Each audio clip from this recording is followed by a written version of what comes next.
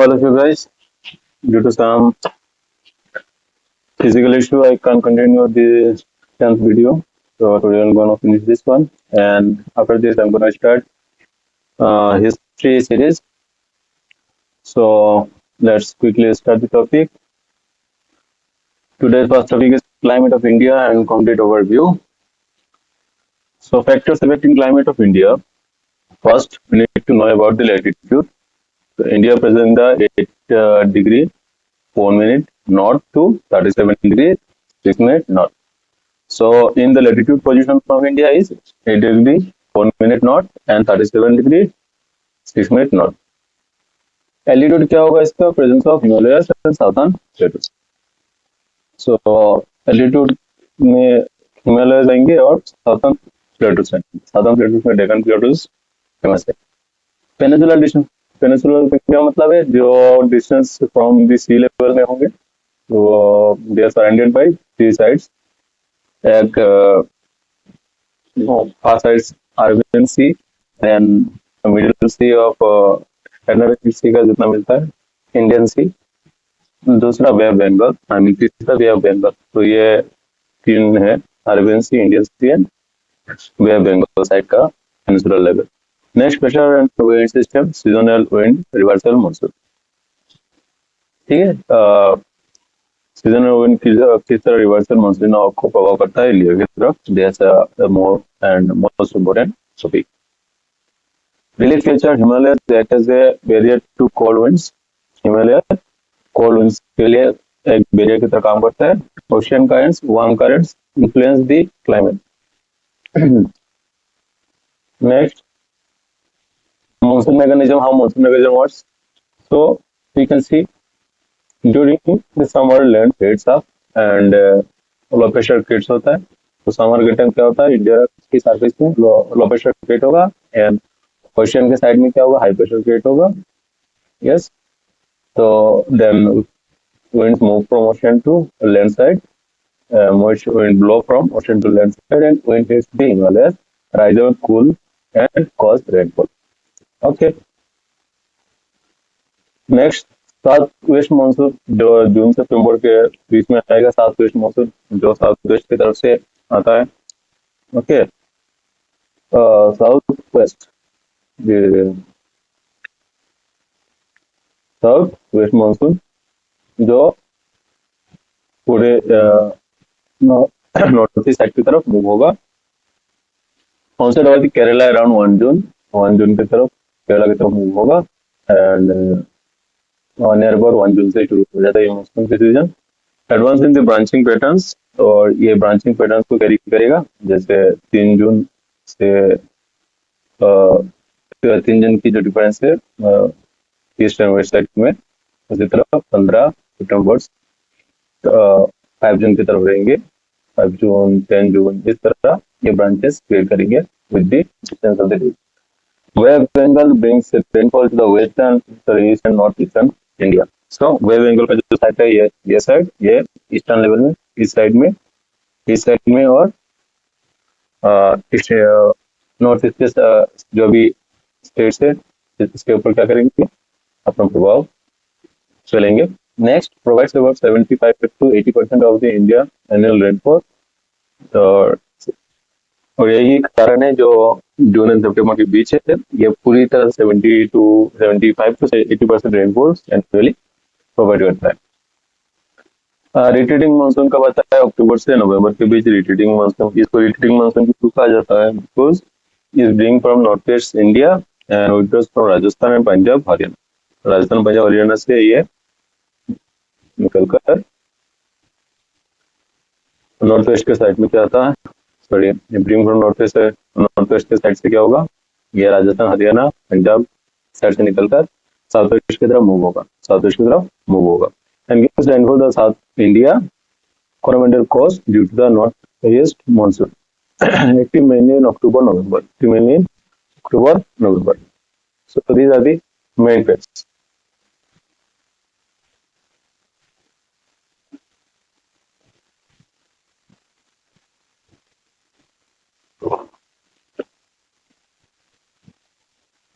Next, point 5, season of India. Season of India को 1, 2, 3, 4, 5 division में divide किया गया है। विंटर सीजन जनवरी फरवरी से शुरू हो जाता है। नेक्स्ट समर सीजन मार्च से मई तक। नेक्स्ट साउथ वेस्ट मानसून जून से सितंबर। नेक्स्ट मोस्ट मानसून और रिटेटिंग मानसून, पोस्ट मानसून जिसको कहते हैं हम उसको रिटेटिंग मानसून अक्टूबर से नवंबर, और दिसंबर में पूरा विंटर रहेगा। सो विंटर सीजन को देखेंगे तो कैसा देखेंगे, तो कोल्ड एंड ड्राई वेदर रहेगा season of the western disturbance के कारण। कहाँ से आता है ये जो वेस्टर्न डिस्टर्बेंस है जो हमने पहले पढ़ा था, कहाँ से आएगा, इक्वेटोरियल रीजन से आएगा। जो टेम्परेचर जोन है उस लेवल से इस तरफ जब विंड मूव होंगे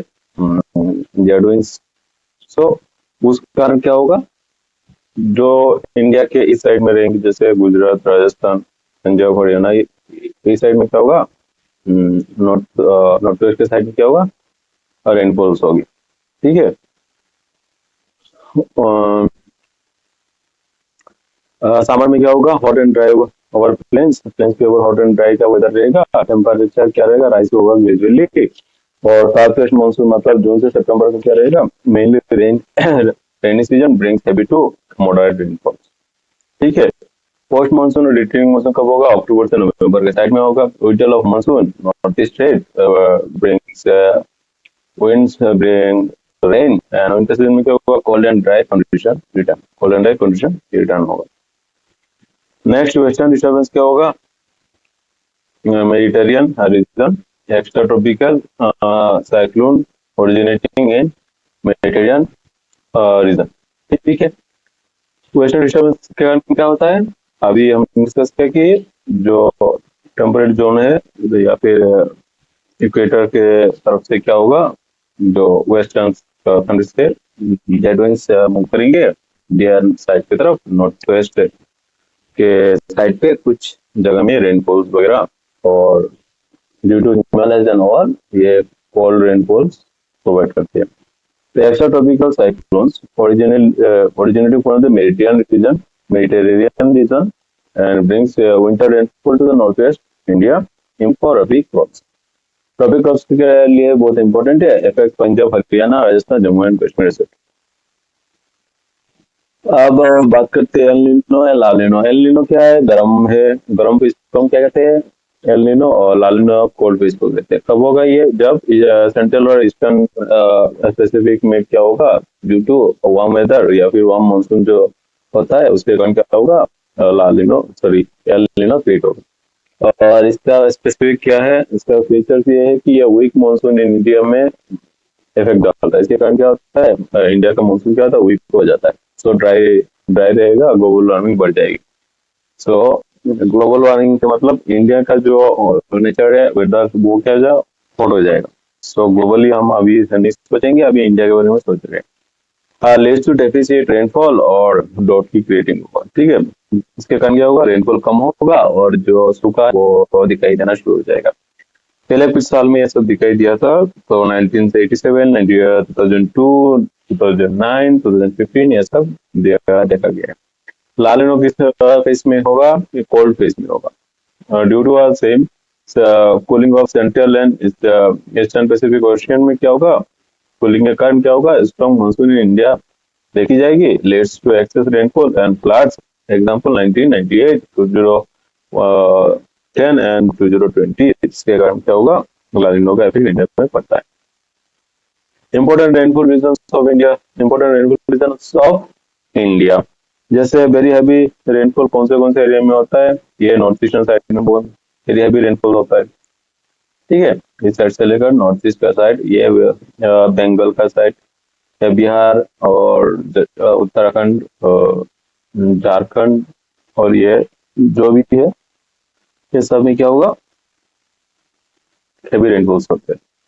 अब जो माइनर हेवी रेनफॉल्स होंगे जैसे 10 to 200 सेंटीमीटर का जो रेंज है, इसका जो रेनफॉल्स होंगे वो कहाँ पे होंगे, वो ऊपर के साइड में होते हैं और बीच में मध्य प्रदेश के थोड़ा सा, और नीचे थोड़ा सा केरला के साइड, केरला, तमिलनाडु, इस सब के साइड में। ठीक है।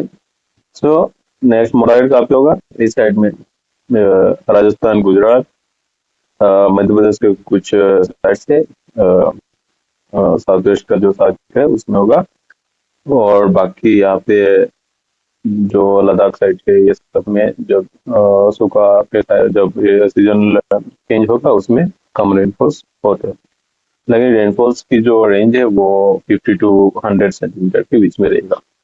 लो रेनफॉल मतलब बहुत कम रेनफॉल कहाँ पे होता है? लद्दाख, जैसलमेर, वेस्टर्न राजस्थानी साइड में लो रेनफॉल देखी जाती है। इस साइड में देखी जाएगी लो रेनफॉल। लद्दाख में थोड़ा है, इधर थोड़ा है, और जैसलमेर भी है, राजस्थान की जो साइड है उधर जैसलमेर हो गए। और इस तरफ क्या, इस तरफ देखेंगे राजस्थान का जो साइड होगा, इस तरफ गुजरात और राजस्थान के बीच का जो साइड है, और वेस्टर्न राजस्थान भी कहते हैं। Coming back to point 9, Mawsynram and Cherrapunji. तो मौसिनराम और चेरापूंजी कौन सा नॉर्थ ईस्टर्न प्लेसेस है? ये दोनों अलग अलग प्लेसेस, दोनों मेघालय में मिलेंगे, और दोनों का मेन फैक्ट ये है कि एनुअली इनका रेनफॉल वर्ल्ड वाइड ज्यादा होता है। ये रेनफॉल ज्यादा से ज्यादा 200 दिन से भी ज्यादा यहाँ पे रेनफॉल देखी जाती है। एवरेज एनुअल रेनफॉल का अगर देखा जाए तो ये 1800 mm के बीच होता है। This is highest rainfall in the world. और चेरापूंजी क्या होता है? Also in Meghalaya, famous for highest rainfall in the world, earlier record holder. Average annual rainfall जो होता है 11,000 mm होता है, lies on the windward side of the Kashi. ठीक है। पॉइंट 10 में क्या जाएंगे? आसाम क्लाइमेट फैक्ट्स में हम जानेंगे। तो located in the north east monsoon region में कहाँ गिरेगा? Receives very heavy rainfall. Average annual rainfall क्या रहेगा? 1000 से 3000 mm तक रहेगा। Monsoon during April to October के बीच ये मानसून का सीजन इम्पैक्ट करता है आसाम में। तो अप्रैल से अक्टूबर तक का मानसून में क्या होता है?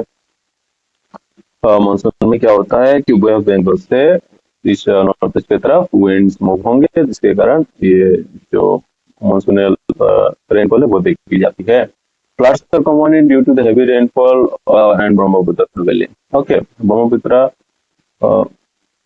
के ऊपर और ब्रह्मपुत्र के ऊपर जो इम्पैक्ट करता है अदर्स रेनफॉल के कारण उनका पानी का लेवल बढ़ जाएगा, तो और इसके कारण फ्लड्स देखी जाती है, हेवी फ्लड्स हमें देखी जाती है। हॉट एंड ह्यूमिड समर का कहाँ पे होगा? मार्च से जून तक का जो टाइम रहेगा वो हॉट एंड ह्यूमिड समर रहेगा। नेक्स्ट कूल विंटर का कब तक रहता है? दिसंबर से फरवरी तक पूरा कूल विंटर हम देखते हैं असम। सो stand with me with the next topic.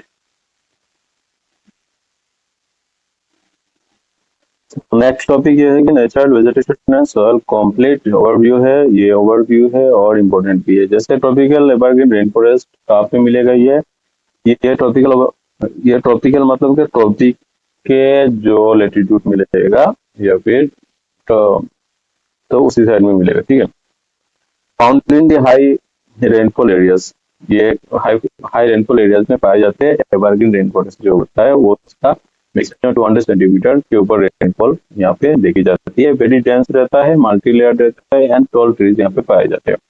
Famously India का जो एरियाज है जैसे western ghat, north east India, Andaman and Nicobar islands, इन सब में एवरग्रीन रेन फॉरेस्ट देखी जाती है। एग्जाम्पल क्या है? एबोनी, मोहगानी, रोजवुड, ये सब यहाँ पे देखी जाती है।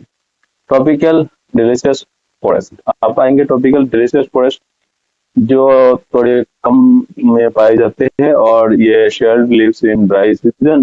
ड्राई सीजन में इसका जो लीव्स है वो शेल्ड हो जाते, गिर जाते हैं, और द रेनफॉल क्या रहेगा? 70 से 200 सेंटीमीटर के बीच रहता है। मोस्ट वाइड स्प्रेड टाइप रहता है, पूरा घना रहता है, और ये फैला हुआ रहता है। सेंट्रल एशिया में मिलेगा। ये foot hills, Himalaya, Assam plains, इन सब में डिलीशियस फॉरेस्ट पाई जाते हैं। एग्जाम्पल जैसे टीक, साल, शीशम, ये सब के पेड़ या डिलीशियस फॉरेस्ट के अंडर में आता है, जो ट्रॉपिकल रीजन में गिरता है। Next tropical thorn forest found in the areas of low rainfall greater than 70 centimeter. Trees are small, thorny, with deep roots. Rajasthan, Gujarat, Punjab, Haryana, Deccan plateau. Example acacia, prosopis, cactus, ये सब पाए जाते हैं। कहाँ पे? ट्रॉपिकल थ्रोन फॉरेस्ट में। सो फाउंड इन दी एरियाज तो लो हमने पढ़ लिया है। ट्रीज स्मॉल रहेंगे और हॉर्नी हुए थे, डीप रूट्स रहेंगे। नेक्स्ट माउंटेनी फॉरेस्ट जिसको कहेंगे हम, जो माउंटेन से पाए जाएंगे, very with altitude, vary with altitude, lower slopes, salwalk, and higher slope, coniferous, uh, pine fir, deodar, Himalayas, Western Ghat, any hills. ठीक है, कहाँ पे पाए जाएंगे ये? वेरी विथ एल्टीट्यूड, एल्टीट्यूड के ऊपर वेरी होगा ये, और लोअर स्लोप में ये पाए जाते हैं, जैसे साल वो ये सब ट्रीज यहाँ मिलेंगे। हायर स्लोप में यहाँ मिल लेते हैं कॉन्फिगरस, जैसे पाइन, पेड़, ड्यूडर, ये सब यहाँ पे मिल जाते हैं। ये रीजन रहेगा क्या? Himalaya, western Ghats, north east, ये सब यहाँ पाया जाएगा। मैनग्रोव्स कहाँ पे मिलेंगे क्या? मैनग्रोव्स जैसे सुंदरबन डेल्टा, ये सब में मैनग्रोव्स मिलते हैं। तो found in the coastal saline and tidal areas में, कोस्टल सैलिन जहाँ पे रहेंगे, कोस्टल एरियाज में जहाँ पे सैंड्स वगैरह आसानी से मिल जाते हैं। तो उस साइड में क्या होता है, ड्यू टू कुछ डिपोजिशनल रीजन के कारण जो डेल्टा वगैरह फॉर्म होते हैं या फिर सैंड्स रिमेन रहते हैं, वहाँ पे ये सब फॉर्म होता है। तो मैनग्रोव फॉरेस्ट वहाँ पे फॉर्म होता है। मेनली कहाँ पे मिलता है? सुंदरबंस में मिलते हैं, अंडमान निकोबार, महानदी डेल्टा, महानदी के डेल्टास में मिलेंगे, और गल्फ ऑफ कोच में मिलते हैं। एग्जाम्पल सुंदरी, रिजोफोरा, ये सब मस्त मैनग्रोव फॉरेस्ट है। Now coming to the कुछ नोट्स हैं यहाँ पे तक। India has 16.36% of its geographic area under forest. तो अगर पूछा जाए तो 2023 के ISFR के अंदर यहाँ पूछा गया था, या फिर इम्पोर्टेंट है, तो 16.36 पॉइंट क्या है, जियोग्राफिक एरिया रेन फॉरेस्ट के अंडर में covered. Now talking to soil, major types of the soil पाए जाते हैं, जैसे एरोवेल सॉइल कहाँ पे मिलता है? Deposited bye reverse. ये रिवर्स डिपोजिशन जो सॉइल है उसी को हम एरोवेल सॉइल कहते हैं, और ये वेरी फर्टाइल होता है और rich in the potash and lime के यहाँ पे मिलते हैं इस सॉइल। तो ये वेरी फर्टाइल रहेगा, इसके कारण क्या हुआ, ये मेजर जो लैंड्स है कहाँ पे, इंडो गेटिव plains, coastal plains, river deltas, etcetera, ये सब मेन इंपॉर्टेंट एरियाज पे। ना ब्लैक सॉइल जो है वो मेनली कहाँ पे मिलता है?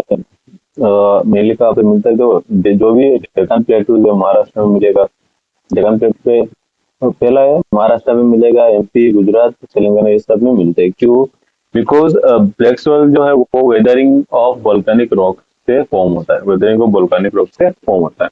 वेदरिंग क्या चीज थी, मैंने डिस्कस कर चुका हूँ। Rich in lime, clayey, moisture, retentive, etcetera, इसमें इसकी जो कैरेक्टरिस्टिक मीन जो कैरेक्टर है वो हम देखते हैं।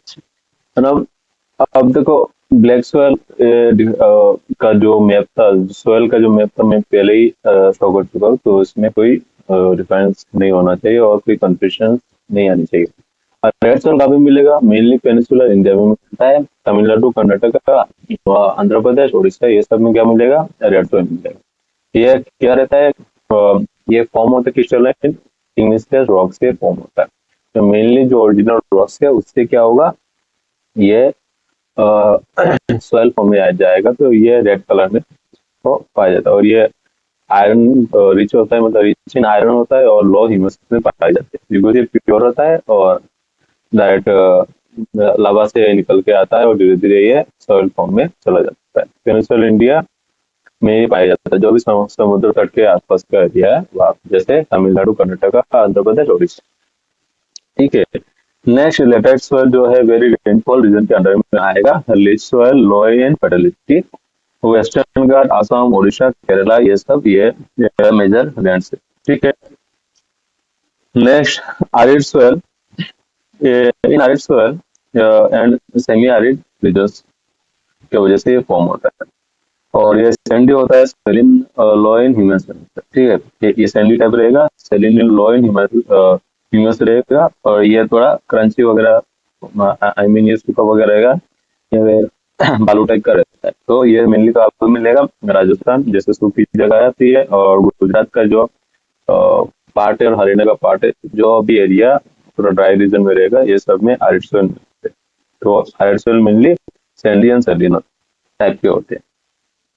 फॉरेस्ट सेल काफी मिलते हैं अंडर द फॉरेस्ट वेजिटेशन। और इसमें क्या होता है, रिच इन ह्यूमस होता है, एसिडिक इन नेचर होता है। ह्यूमस क्यों होगा, क्योंकि फॉरेस्ट के अंदर में है, और जिसके कारण बहुत सारे पेड़ पौधे डिपोजिट होते हैं, गिरते हैं, और वो सड़ते, सड़ने के कारण उसमें ह्यूमस की जो क्वांटिटी है वो बढ़ जाती है। और एसिडिक क्यों होता है, बिकॉज वेरी मच रेनफॉल्स वहाँ पे होता है, और rain normally acidic in nature होता है, और इसी के कारण उसमें एसिडिक फीचर पाए जाते हैं।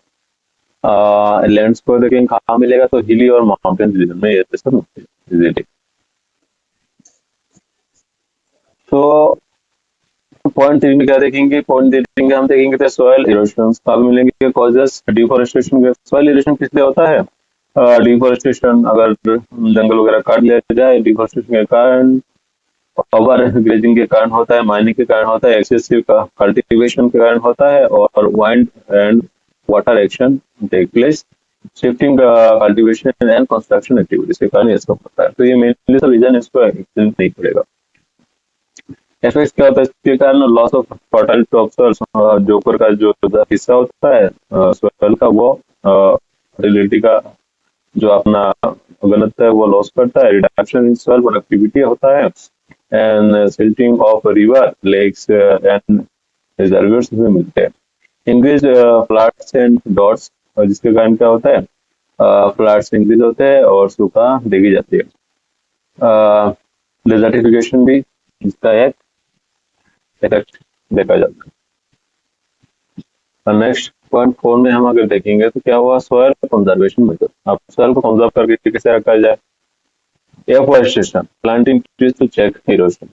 ठीक है, अगर फॉरेस्टेशन ज्यादा करेंगे तो क्या होगा, इरोशन को हम रोका जा सकता है, क्योंकि इनकी जो जड़ है उससे क्या होगा, फॉरेस्टेशन को जमीन को या फिर सॉइल को हम कंजर्व करके रख सकते हैं। नेक्स्ट काउंटर प्लानिंग, जो भी जमीन को मशीन वगैरह से ना करके अगर हम नॉर्मल पुरानी खेती वगैरह का जो टेक्निक है उससे करेंगे तो क्या हुआ, उसमें लेयर्स फॉर्म होता है, जिससे इरोशन कम होता है। और माउंटेन्स एरिया में क्या हुआ, ट्रांसफार्मिंग मतलब माउंटेन्स एरिया में अगर इस तरह ट्रांसफार्मिंग करेंगे, लेयर बाय लेयर, ऊपर नीचे जो सीढ़ियों के साथ स्टेप बाय स्टेप अगर ऐसे हम फार्मिंग करेंगे तो क्या होगा, जो बॉर्डर्स क्रिएट होंगे वो उससे इरोशन कम होगा। इसको हम step cultivation on the hill slope में कहते हैं। ओके, स्टेप क्रॉपिंग मतलब क्या है, ऑल्टरनेटिव स्टेप ऑफ क्रॉप्स। अब पेड़ों को अगर स्टेप की तरह क्रॉपिंग करे तो उससे क्या होगा, इससे हमें बार बार वो नहीं करना पड़ेगा, कल्टीवेट नहीं करना पड़ेगा, उससे सॉइल में जो मॉइस्चर है या फिर सॉइल की इरोशन उसको भी हम रोक सकते हैं। मल्चिंग क्या है, covering soil with plants residue. जो भी सॉइल से उसको जो भी प्लांट्स की जो अवशेष बचते हैं उससे हम अगर छोड़ दे, जमीन के ऊपर फैला के रखे, तो उससे क्या होगा, उससे एक तो ह्यूमस की क्रिएशन होगी और दूसरा सॉइल प्रिजर्वेशन जो कंटिन्यूस रहेगा। Check dams and bonding to reduce water, dams वगैरह के ऊपर नजर रखा जाए, अननेसेसरी वाटर फ्लो को रोका जाए, इससे हम भी सॉइल को प्रिजर्व करके रख सकते हैं। शेल्टर बेल्ट, ठीक है, अगर हम पेड़ों को कुछ इस तरह से लगाए, जैसे कोई बॉर्डर को डिजाइन किया जा रहा है, तो बॉर्डर में जैसे हम बॉर्डर बनाते हैं उस तरह अगर हम एक सीरियल में पेड़ों को लगाए तो प्लांटिंग ट्रीज रहता है विंड बैरियर, तो उससे क्या होगा, विंड बैरियर क्रिएट होगा, जिससे इरोशन और बाकी चीजें को प्रोटेक्ट किया जा सकता है। ठीक है, मेनली ये सॉइल प्रोटेक्शन के ऊपर बेस करके ये पॉइंट लिखा गया। इम्पोर्टेंट टेक्स्ट क्या रहेगा, forest play a vital role in maintaining ecological balance, they regulate climate, conserve soil, control floods, and provide wildlife habitat. India's soil health is vital for food security and sustainable development. आगे continue करते हैं। Disaster management complete overview. Disaster management का complete overview हम देखेंगे, जैसे flood in Assam. Assam experience annual floods mainly during June September. Okay, Assam जून से अक्टूबर के बीच का जो एरिया है उसमें क्या होता है, मेनली फ्लड का जो इश्यू है वो राइज होता है और देखा जाता है ईयरली बेसिस पे। Cause heavy loss of life, इसके कारण बहुत लाइफ की हानि होती है, प्रॉपर्टी लॉस होते हैं, क्रॉप एंड इंफ्रास्ट्रक्चर भी डैमेज होता है। Effect districts in Brahmaputra valley and Brahmaputra and Barak valley. ठीक है, ये दोनों वैली है जिसके डिस्ट्रिक्ट इफेक्ट्स में आते हैं या फिर इफेक्टेड होते हैं। 2022 में it was the one of the worst flood year in recent times. Recently 2022 का जो टाइम था बहुत ही डेंजरस फ्लड फ्लड ईयर कहा जाता है। तो उसके पहले भी हुआ है बट रिसेंट टाइम में ये 2022 का ही बहुत ज्यादा डिवास्टिंग था। पॉइंट 2 में हम डिस्कस करेंगे कि Brahmaputra flood causes heavy rainfall in catchment Arunachal Pradesh, Assam, Meghalaya, जहाँ पे हम दूसरा पॉइंट क्या है, steep gradient in upper reaches and gentle slope in plane.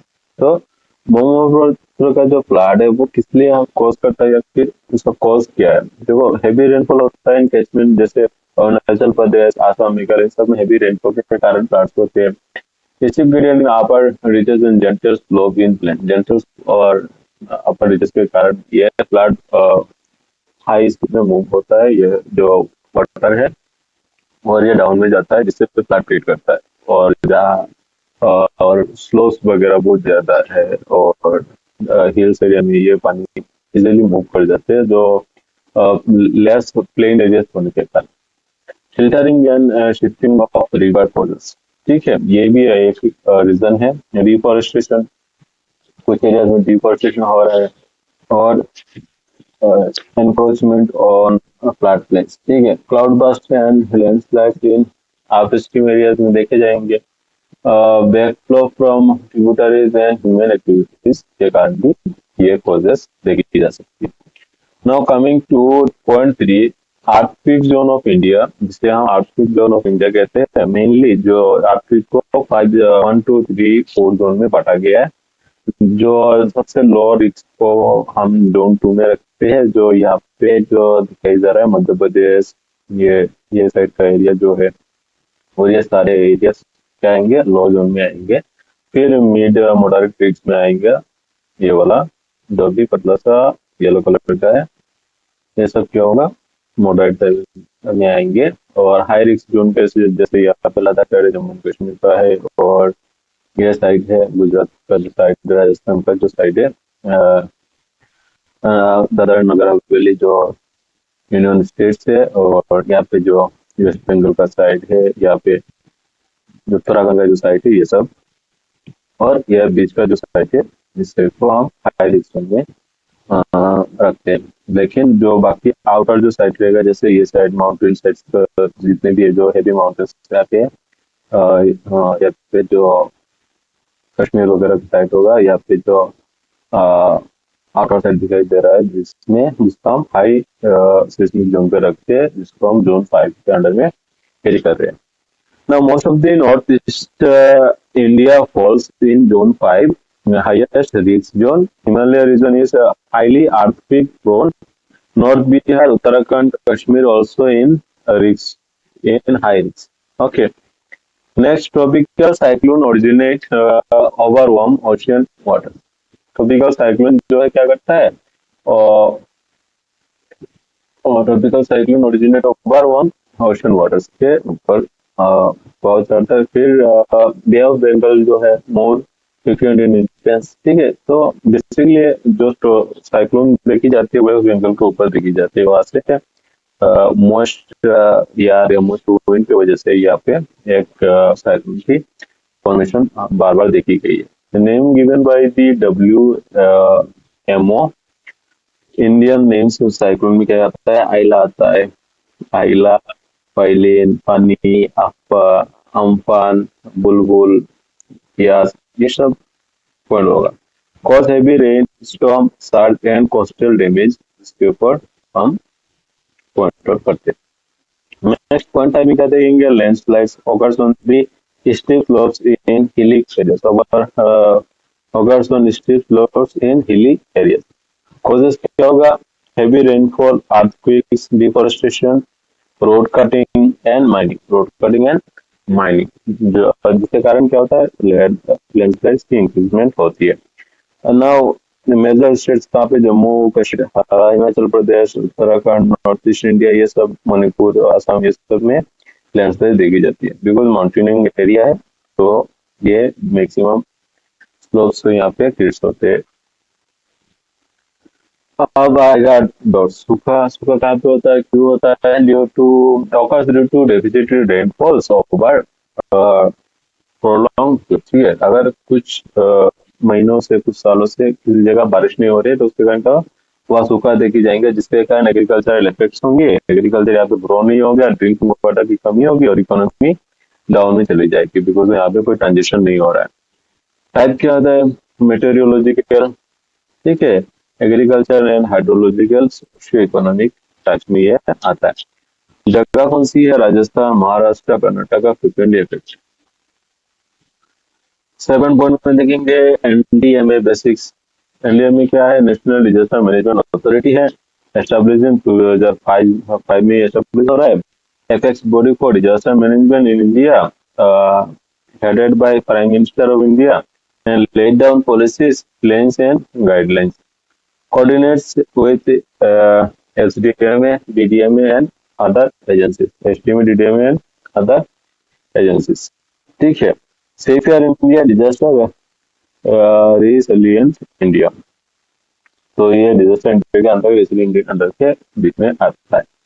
और डिजास्टर में मिटिगेशन मेजर्स, हाँ मिटिगेशन क्या चीज, जैसे स्ट्रक्चर मेजर्स करते हैं कि जैसे dam, embankment, cyclone shelters, retaining walls, ये सब क्या होगा? डिजास्टर मिटिगेशन के अंडर में आएगा। और ये क्या करते हैं? प्रोटेक्शन के लिए ये सब हमें बिल्ड करना पड़ता है। डैम को क्यों बिल्ड करते हैं? ताकि हम over flow of water control कर सके। एनवायरमेंट दूसरा है साइक्लोन शेल्टर, साइक्लोन के वक्त जो शेल्टर हम बनाते हैं ताकि हम वहाँ पे बच सके। रिटेनिंग वॉल्स रहते हैं। नॉन स्ट्रक्चरल मेजर में क्या आएगा? जैसे land use planning, building codes and awareness.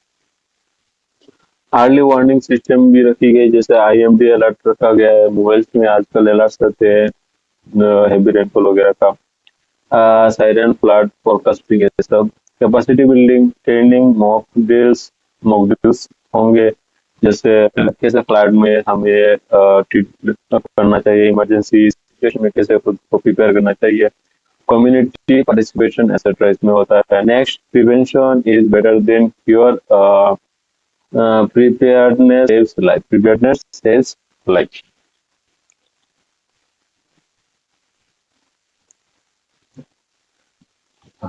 Climate change affects rise in global temperature, melting of glacier and sea level rise। ठीक है, क्लाइमेट चेंज में क्या होता है कि जो राइज इन ग्लोबल टेम्परेचर होता है, melting of glacier and sea level का राइज होना, एक्सट्रीम वेदर इवेंट्स जैसे flood, cyclone, heat waves, droughts, ये सब यहाँ पे देखी जा सकती है। और लॉस ऑफ बायोडाइवर्सिटी के कारण क्लाइमेट इफेक्ट्स होता है। Impact on the agriculture, water resources, health and economy. India is vulnerable due to long coastlines and dependence on monsoon. ठीक है, 10 पॉइंट में हम कुछ इम्पोर्टेंस शॉर्ट फॉर्म उनका लॉन्ग फॉर्म जानेंगे। जैसे एनडीएमए जो है, जिसको हम नेशनल डिजास्टर मैनेजमेंट अथॉरिटी के नाम से जानते हैं। एसएमडी क्या हुआ था? स्टेट डिजास्टर मैनेजमेंट अथॉरिटी का। और DDA district disaster management authority. And NDRF national disaster response force, जो इमरजेंसी फोर्स है जो डिजास्टर के टाइम हेल्प आउट करती है। एसडीआरएफ जो है स्टेट डिजास्टर रिस्पॉन्स फोर्स है।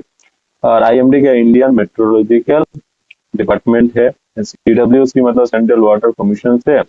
INCIS है जो Indian national centre for ocean information service के अंदर में।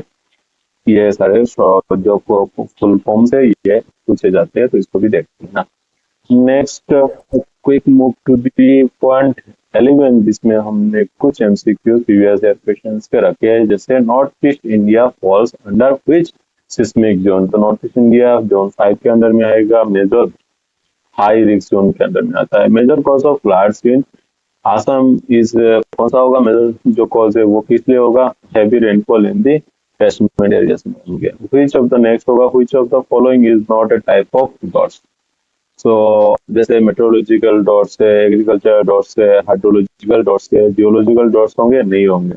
ओके, अभी हमने डिस्कस किया है। तो question for national disaster management authority was established, कब एस्टैब्लिश? 2005 में एनडीएमए। ठीक है, next tropical cyclone in the West Bengal West Bengal are more frequent than Arabian Sea. Why? So because the tropical cyclone है बंगाल का, वेस्ट बंगाल का, वो अरेबियन सी से ज्यादा फ्रिक्वेंट क्यों है? Because of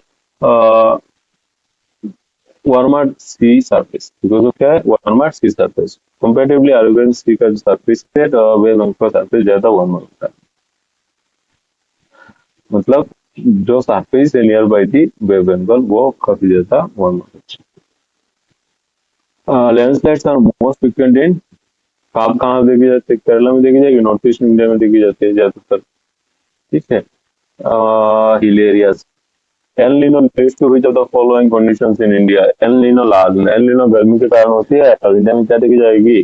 dot condition forms होंगे क्योंकि ड्राई सीजन रहेगा। Question number 8, which organization gave cyclone names? तो WMO ने दिया था। कोई रिविजन पैकेज में हम 12 को देखेंगे जिसमें आसाम फेसेस फ्लड एवरी या Brahmaputra basin highly flood prone area है। अर्थक्वेक जोन 5 जो है वो हाईएस्ट जोन जो नॉर्थ ईस्ट को दर्शाता है। Bay of Bengal more cyclone होता है इंडिया में, formed in 2005। Prevention and preparedness and response recovery, ये 4 पिलर्स ऑफ डिजास्टर मैनेजमेंट के ऊपर डिपेंड करता है। ठीक है। Coming to next topic, the national parks, biosphere reserves and Ramsar sites complete overview।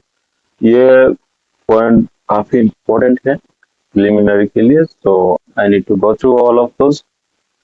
और कुछ है जो यहाँ पे डिटेल नहीं है, क्वेश्चन किसी भी जगह से पूछा जाता है, जैसे पर्टिकुलर नेशनल पार्क कौन से डिस्ट्रिक्ट में पड़ता है, कौन से नियर बाई रिवर के साइड में पड़ता है, कौन से टाउन के साइड में पता है, ये सब थोड़ा मैप में देखना पड़ेगा वो। Now Kaziranga national park, Kaziranga national park जो है वो कहाँ पे मिलेगा? असम में मिलेगा। Famous one horn rhino, UNESCO world heritage site से 1985 में घोषित किया गया था। मानस नेशनल पार्क जो है वो भी असम में मिलेगा, उसको टाइगर रिजर्व के अंदर में कैटेगरी में बोला मतलब रखा गया है। Next UNESCO world heritage site, इसको घोषित किया था 1985, दोनों को एक ही साथ घोषित किया गया था। नाउ औरंग नेशनल पार्क, ये भी असम में होता है, famous for golden langur, part of Brahmaputra plain, flood plain में आता है ये। डिब्रू-सोगिया नेशनल पार्क जो है वो भी क्या होता है? असम के अंदर में मिलेगा। Riverine and wetland ecosystem के अंदर में आएगा। Home to rare white wings wood duck, white wings wood duck, ये रेयरली स्पीशीज है जो यहाँ पे मिलता है। नेक्स्ट आता है Jim Corbett national park, Uttarakhand में मिलता है। First national park in India, जिसको कंसिडर किया था 1936 में, टाइगर रिजर्व पॉइंट में ये कंसिडर किया गया है। रणथंबोर नेशनल पार्क जो है वो राजस्थान में मिलेगा, famous for tiger population and Ranthambore fort इसको नाम दिया गया। ठीक है। नेक्स्ट सुंदरबन नेशनल पार्क जो है वो वेस्ट बंगाल में मिलेगा, वो लार्जेस्ट मैंग्रोव फॉरेस्ट यहाँ पे पाए जाते हैं और ये famous for royal Bengal tiger. इसके बाद गिर मिलता है जो नेशनल पार्क है वो गुजरात में मिलेगा। और होम ऑफ एशियाटिक लाइन, ये वर्ल्ड का सबसे रेयरली एशियाटिक जो लाइन है यहाँ पे हैबिटेट है, only natural habitat of Asiatic lion. और कुछ अदर्स नेशनल पार्क जैसे संदीपुर कर्नाटका में मिलेगा, पेरियर केरला में मिलेगा, खाना मध्य प्रदेश में मिलेगा और कोलाडो राजस्थान में मिलेगा। दूसरा क्या होता है? Biosphere reserves of India, biosphere reserves of India. Biosphere reserves में क्या होगा? नीलगिरी कहाँ पे मिलता है? ये तमिलनाडु, केरला, कर्नाटक एरियाज में मिलेगा। और इसका सिग्निफिकेंस क्या होता है? First biosphere reserves of India 1986 में ये आता है। Next Nanda Devi Uttarakhand, high altitude ecosystem Himalayan biodiversity के अंडर में मिलता है। सुंदरबन डेल्टा जो है वो वेस्ट बंगाल में मिलेगा, लार्जेस्ट मैंग्रोव इकोसिस्टम कहा जाता है। मानस जो मिलेगा वो नेशनल पार्क एक बायोस्फीयर रिजर्व है ये, तो ये भी कहाँ पे? असम में है, जो टाइगर रिजर्व के लिए फेमस है, rich in biodiversity.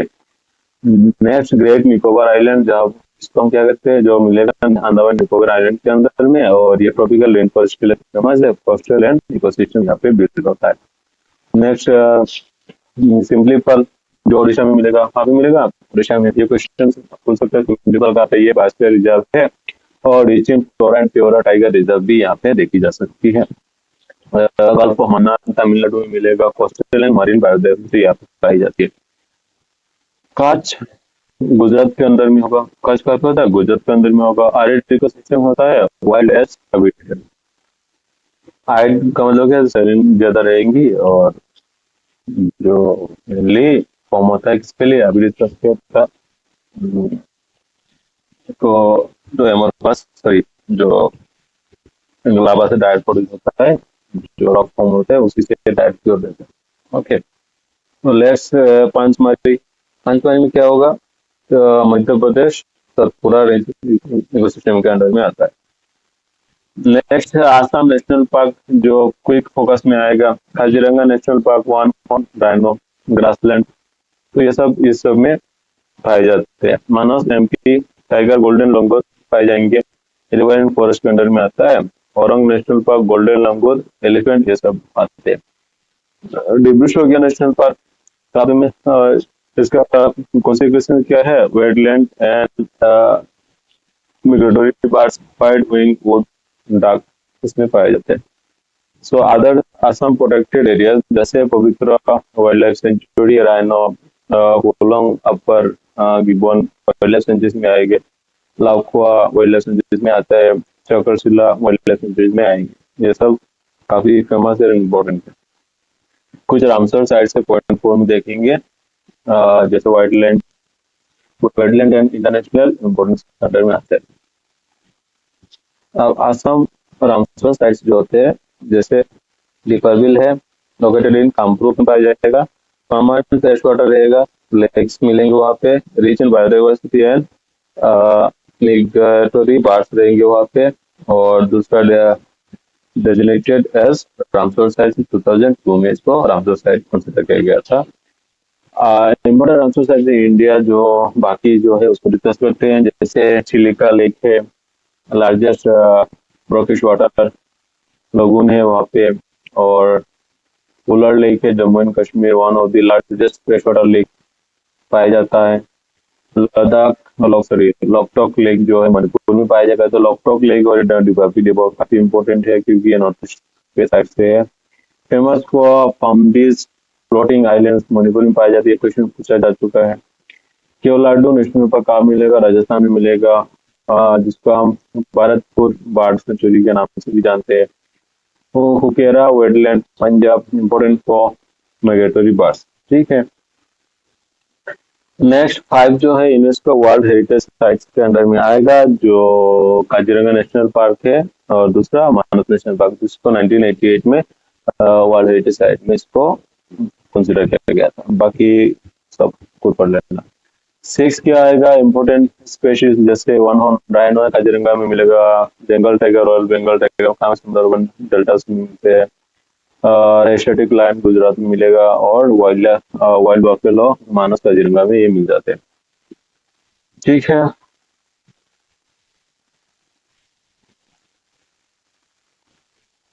Point number 7 important facts. जो जैसे इंडिया है 106 नेशनल पार्क एज 2024। 2024 तक इंडिया में 106 नेशनल पार्क है। असम के पास 4 नेशनल पार्क है। Kaziranga national park has the largest population of one horn rhinos in the world. Sundarban national park is the largest national park in India. The biosphere reserves are sites for conservation, research and sustainable development के लिए ये बड़ा important है। Ramsar sites are wetlands of international importance listed under Ramsar convention, listed under Ramsar convention 1971। अब आता है point 8, कोई revision का फैक्ट है। अभी अभी जो डिस्कस किया, जैसे इंटरनेशनल पार्क कितने 106 और असम में कितने मिलेंगे, काजीरंगा, मानस, औरंग, डिब्रू क्या 4 नेशनल पार्क है अभी फिलहाल। बायोस्फीयर रिजर्व में कितने आएंगे, 18 आएगा। मानस भी आता है, डिब्रू क्या आता है पार्टली। और नोक्रेक मेघालय एडजस्टमेंट के अंदर में कंसिडर किया गया है। रामसर साइट कितने 75 प्लस रामसर साइट से। असम में आएगा डिपरविल। यूनेस्को साइट्स में देखेंगे तो 7 है। और काजीरंगा नेशनल पार्क, मानस नेशनल पार्क असम से 2 बिलोंग करते हैं। प्रोजेक्ट टाइगर कितने कितने है, 53 प्लस है, और मानस और काजीरंगा ये दोनों प्रोजेक्ट टाइगर के अंडर में आते हैं। इम्पोर्टेंट स्पेसीज जैसे rhino, tiger, lion, elephant, wild buffalo etcetera, ये सब इंडिया का प्रायोरिटी है। और ये असम में क्या मिलेगा, राइनो जैसे काजीरंगा में, पवित्रा में मिलेंगे, टाइगर मानस में मिलेगा, और लंगूर जो गोल्डन लंगूर है वो परम नेशनल पार्क में मिलेगा, और व्हाइट विंग वुड ये डिब्रू सैखोवा में मिलता है। ठीक है। 9 में क्या देखेंगे, मानसर साइट्स के बारे में डिस्कस करेंगे, important sites of wetlands. Mansar sites क्या है, तो वो कुछ साइट्स है जिनको मिला के उन्होंने एक नाम दिया मानसर। ठीक है, मानसर जैसे मगादी जो कर्नाटक में मिलता है, आस्तम मुदी केरला में मिलेगा, नाल सरोवर गुजरात में मिलेगा, शाम सरोवर सांबर का भी मिलेगा राजस्थान में, और अंशुपुर उत्तर प्रदेश, और रुद्रसागर काफी त्रिपुरा में मिलेगा। तो ये सब क्या है, दीज वेटलैंड्स आर, ये सब क्या है, wetlands are important for bird conservation and biodiversity and ecological balance, जिसको इम्पोर्टेंस दिया गया, नाम दिया गया रामसर साइट्स। ओके, सो आज के लिए इतना ही, और मैंने पूरा ज्योग्राफी का जो सीरीज है वो कंप्लीट किया है, और आगे आने वाले दिन में बाकी की चीजें भी कंप्लीट करेंगे। एग्जाम से पहले पूरा फिर रेडी हम हो जाएंगे। ठीक है, till goodbye and we continue with the next upcoming series.